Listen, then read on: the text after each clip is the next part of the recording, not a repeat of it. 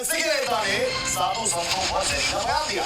मुसलमानों का असली चेहरा देखोगे तो डर जाओगे, कह रहे शौकत अली का उत्तर प्रदेश की AIMIM के अध्यक्ष है।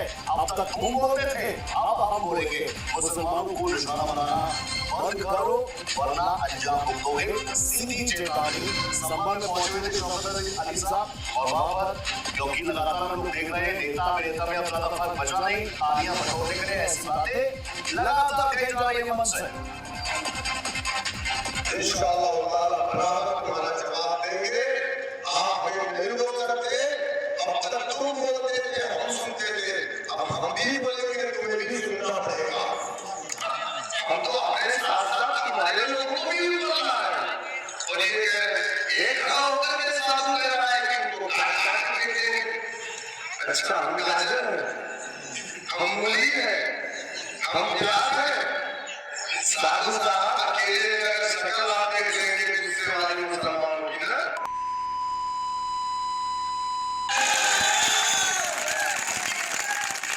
अब तुम्हारे अंदर कितनी ताकत है हमको मालूम है। उनकी किसके छोकर हो, तुम्हारे पीछे केंद्र सरकार खड़ी है। और शौकत अली साहब को आपने सुना, ओवैसी के नेता ने साधु संतों पर जहरीला बयान दिया। मुसलमानों का असली चेहरा देखोगे और इस पर कहीं ना कहीं साधु संत समाज जो है बेहद आक्रोशित हो चुका है। सीधे तौर पर सख्त कार्रवाई की मांग की जा रही है। साधु संत चाहे स्वामी चक्रपाणी हो, स्वामी दीपांकर हो, हर कोई शौकत अली के बयान की कड़ी निंदा कर रहा है। जापान से इम्पोर्टेड चश्मे मिडिल एज और बुजुर्गों के लिए डिजाइन किए गए। अभी एक खरीदो और एक फ्री पाओ। के बयान की कड़ी निंदा कर रहा है। मूर्ख, जिस दिन साधु संत आवाहन कर देगा कि भक्तों उठा लो खड़ग, हो जाओ तैयार, इन आताताइयों का कर दो संहार, उस दिन तुम्हारा पृथ्वी पर कोई नाम लेने वाला नहीं रहेगा। हिंदुस्तान की तो बात बहुत दूर है, साधु संतों को अभी तुम नहीं समझ पाए हो, नहीं जान पाए हो।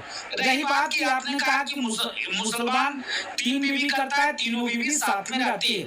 हिंदू एक तो शादी करता है, बाकी सब रखेल रखता है। कितनी दुर्भाग्य की बात है कि तुम्हारी मानसिकता हिंदुओं के प्रति कितनी खराब है। तीसरी बात जो तुमने कहा कि अब हम मुंह तो जवाब देंगे, दुख इस बात की है कि हमारे पूर्वजों ने तुमको हिंदुस्तान में रहने का अधिकार दिया, लेकिन तुम उस अधिकार का नाजायज फायदा उठाना चाहते हो। मुझको लगता है कि यह देश संविधान से चलता है और संवैधानिक तरीके से तुम अगर अपनी बात को रखोगे तो तुम्हारी बात मानी जाएगी। अगर तुम तलवार की नोक पर बात करोगे तो उस दिन साधु संत चिमटा बजा देंगे। जब चिमटा बजा देंगे तो हिंदू जनमानस खरक उठा लेगा। जब हिंदू जनमानस खरक उठा लेगा तो तुम हिंदुस्तान में नहीं रह पाओगे। देखिए दोनों तरफ से ललकारा जा रहा है, लेकिन इन सब के बीच शौकत के बयान पर संतों में जो नाराजगी है वो लगातार देखी जा रही है। स्वामी दीपांकर ने भी AIMIM नेता से सवाल पूछ लिया, पूछा हिंदुओं को क्या फिर से गुलाम बनाना चाहते हैं, और ये भी कहा कि ऐसी भाषा की जितनी निंदा हो वो कम है, हिंदू भाईचारा निभाते हैं, ये कट्टरपंथी नफरत फैलाते हैं। ये सच में इतना जहर जो मन में रखकर बैठे हैं? क्या हिंदुओं को आप गुलाम बनाना चाहते हैं? क्या हिंदुओं के बारे में और हिंदुओं की भार्या के बारे में जो आपने शब्द इस्तेमाल किए, क्या ये जायज हैं? क्या ये किसी सभ्य व्यक्ति या सभ्य समाज से जुड़े व्यक्ति के हो सकते हैं? और अगर नहीं तो मुझे लगता है कि ऐसे व्यक्ति का समाज में रहना किसी जहर और नफरत से कम नहीं है। इस पर तुरंत कोई कार्रवाई हो और सख्त से सख्त कार्रवाई हो। एक तरफ हम लोग भाईचारे और गंगा यमुनी तहजीब की बात करते हैं, अब मुझे लगता है कि गंगा जाने कब की बह गई और यमुना जाने कब की सूख चुकी है। तो ये नाटक कम से कम बंद होना चाहिए।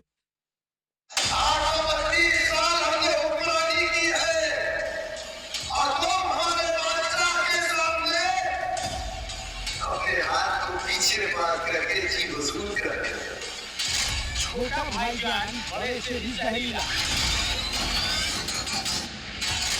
हिंदुओं को गुलाम बनाएंगे भाईजान। हिंदू महिलाओं का अपमान ओवैसी को मंजूर।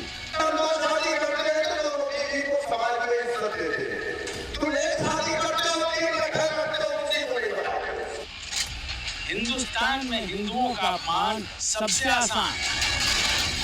एआईएम मुखिया असदुद्दीन ओवैसी के जहरीले बोल आप अक्सर सुनते आए हैं। इस्लाम और शरीयत का हवाला देकर मुस्लिम समुदाय को बरगलाने और भड़काने में भाईजान माहिर हैं, लेकिन उनके सिपहसालार उनसे भी 2 कदम आगे। एआईएम की यूपी अध्यक्ष शौकत अली को ही सुन लीजिए। इस्लाम में 3 शादियों को जायज ठहराते हुए कैसे उन्होंने जहर उगलकर हिंदू समाज का अपमान किया, सुन लीजिए। कभी ये लोग कहते हैं भाई बच्चे ज्यादा हो, कभी ये लोग कहते हैं 2-3 शादियां, यदि हम 2 शादी करते हैं तो बीवी को समाज में इज्जत देते हैं। तुम 1 शादी करते हो, 3 लड़का करते हो, किसी को नहीं बताते हो, उसको इज्जत देते हो। लेकिन हम अगर 2 करते हैं तो इज्जत से करते हैं, बीवी बनाते हैं। उन बच्चों का नाम भी राशन कार्ड में होता है, आधार कार्ड होता है, और तुम्हारे बजाय इससे ज्यादा बच्चे क्या करते हैं? ये जो हुआ है विधानसभा में नारे लगा करके मार भड़काऊ भाईजान हिजाब को जायज कराने के लिए बिक्री का सहारा लेते हैं, तो उनके सिपहसालार 3 निकाह को जायज बताने के लिए कुतर्क करते हैं। शौकत अली का ताजा बयान इसी की मिसाल। ब्यूरो रिपोर्ट, जी media.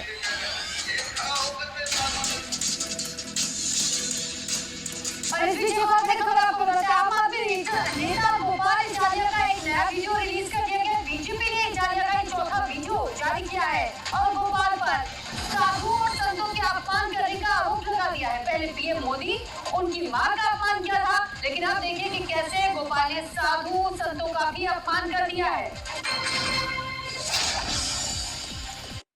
Doctors recommended Indian pharmacy का वायरल फेस वॉश जो मिलता है सिर्फ 149 रुपीज का।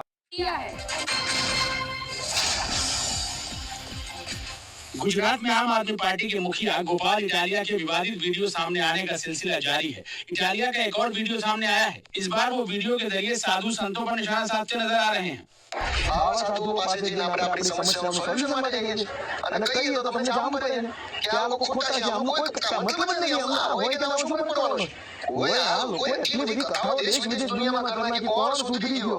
एक सप्ताह के भीतर इटालिया के चौथा वीडियो सामने आया है। इससे पहले एक वीडियो में गोपाल ने पीएम मोदी को अपशब्द कहने के साथ साथ उन पर कई विवादित बातें कही थी। पीएम की मां का भी इटालिया ने अपमान किया था। इटालिया ने मंदिर और कथाओं को भी शोषण का अड्डा बताया था। गुजरात चुनाव से पहले गोपाल इटालिया के विवादित बयानों पर बीजेपी हमलावर है।